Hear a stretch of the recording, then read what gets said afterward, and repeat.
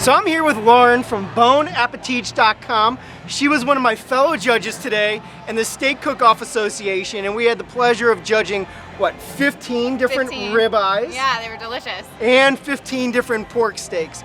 Lauren operates a food blog. Tell us a little bit of how you got started in this crazy world of food blogging. Yeah, so I taught high school culinary arts for about 7 years, and I've moved around a lot, and so I just one day decided to start blogging and taking food photography, and it just kind of took off, and I've loved it ever since. So, yes. How long have you been at this then? about 1.5 years full time. Wow. Yeah. Incredible.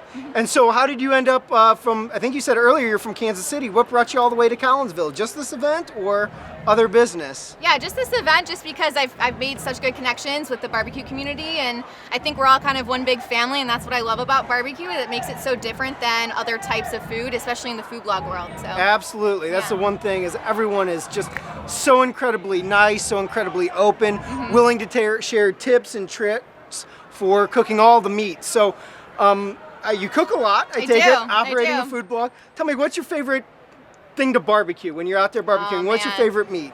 I'm definitely gonna go with like pork shoulder, pork butt. Okay. I'm a pulled pork fan, 100%.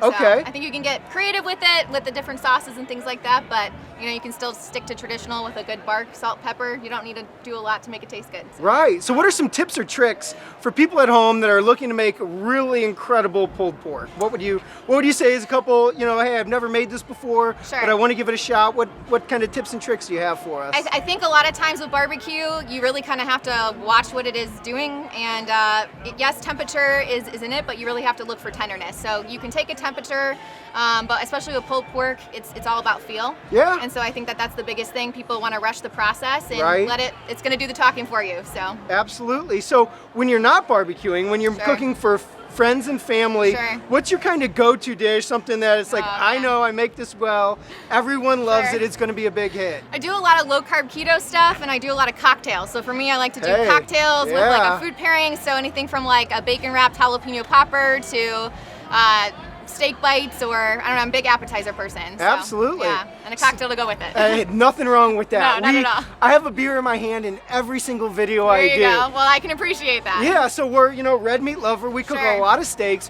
What's a great mixed drinks? What's a great mixed drink that we should be sharing or pairing with our steak? I mean, gotta go whiskey, like old-fashioned Manhattan. Can't go wrong with that. Classics. My girl right here, absolutely. Classics are always a good one to go with. Absolutely. Well, thank you so much for taking a few minutes to talk with us. It was a pleasure judging with you. Same. And I look forward to connecting with you online and offline in the future. Awesome. Thank you for having me. All right, my pleasure.